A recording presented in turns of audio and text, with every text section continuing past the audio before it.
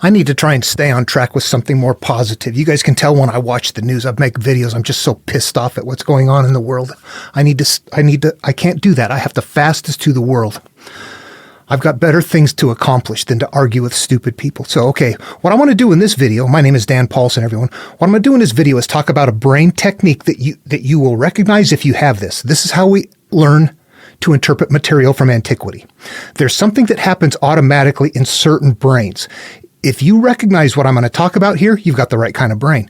Now, you might do this, but not really know that you're doing it, and you need to be aware of it, that you can start looking at it and, maneuvering it in your mind and manipulating this process. Let me get into it. Let me just describe what it is.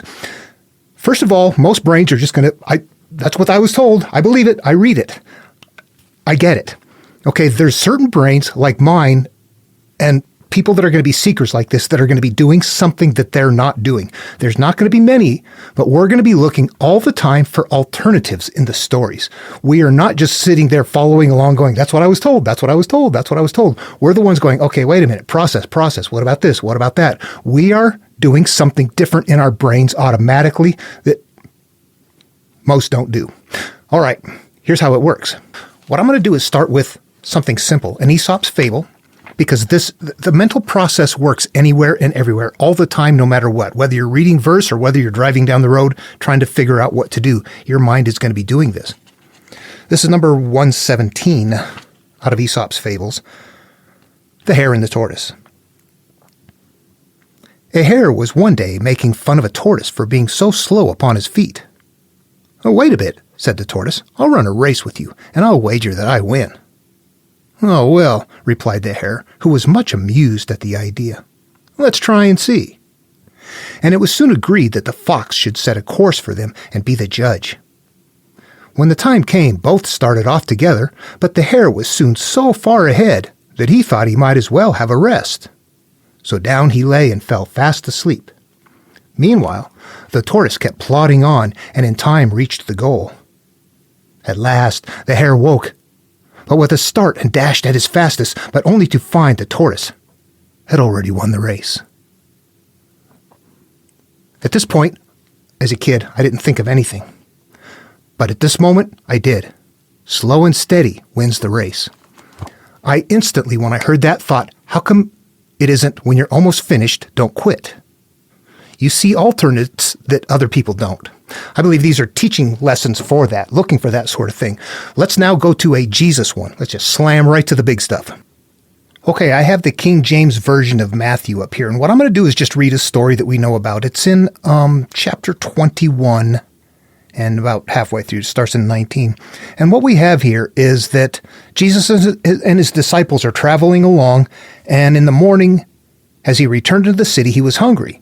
And when he saw a fig tree in the way, he came to it and found nothing on there, but the leaves only. So there's no figs on the tree. It's a healthy tree, but not in season. And he said to it, "Let no fruit grow on you henceforth forever." And presently the fig tree withered away.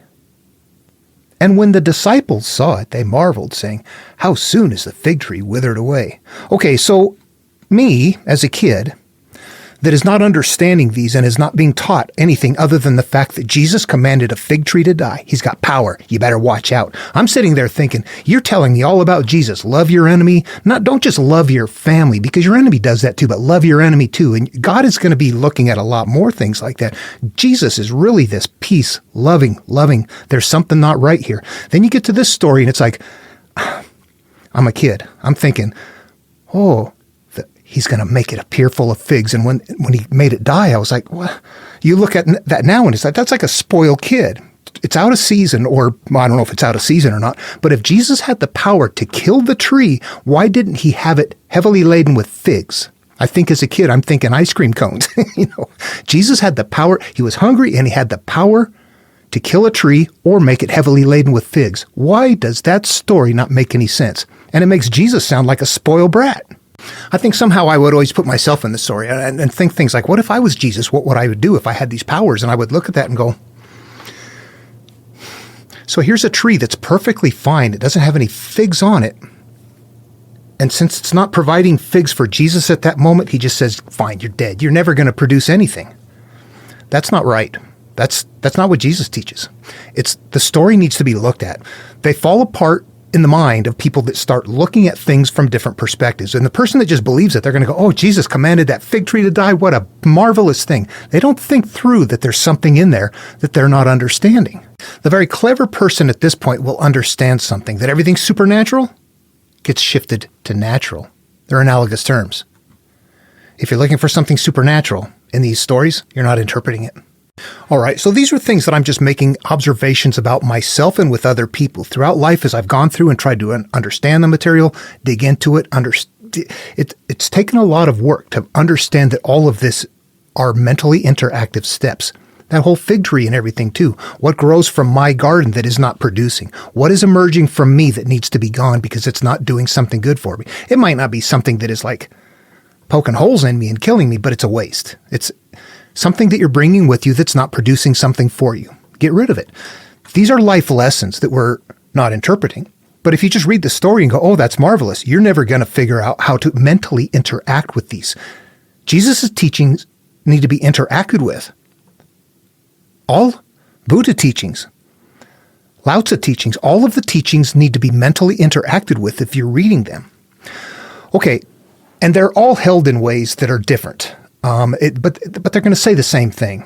You know, the anchored ship cannot sail, the dog tied in the yard cannot escape, the goat chained in the field cannot run away. All of those, you look at them and go, okay, what is it? What is that there? There's something there. They're all a little different, but they're all a little the same. It's the concept that is the same. I am the ship, I'm the dog, I'm the goat. You make a story like that, or you make a verse like that, this is the person. Whatever you are hanging on to, whatever you're anchored to, whatever you can't let go of, you're chained to, you can't escape it. It's a simple lesson, but it's held in different verbiage. Our minds are going to be able to find that. The average human mind cannot do what I just described right there. I have learned, and I've tried, and people just look at you like a deer in the headlights. What the hell are you talking about? Or you're thinking too much. You're overthinking it. You're Meanwhile, you're looking at them going, God, how come you guys can't figure out anything? Meanwhile, they're happy and bliss, and you're trying to figure stuff out. So anyway, okay, I wanted to say that about the brain type.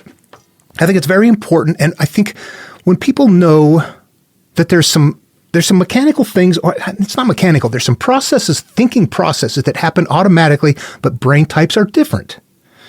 And the brain type that does this is not going to be common. And I've learned that this is, no matter what I do and whatever I talk to people, they have no clue what I'm talking about. This is a world of people that really can't do what this is. Anyway, okay, if you have experiences like that, I'd love to hear them. Put some comments below and, let me know what your thoughts are on it. I hope this was helpful. I'll see you in the next video.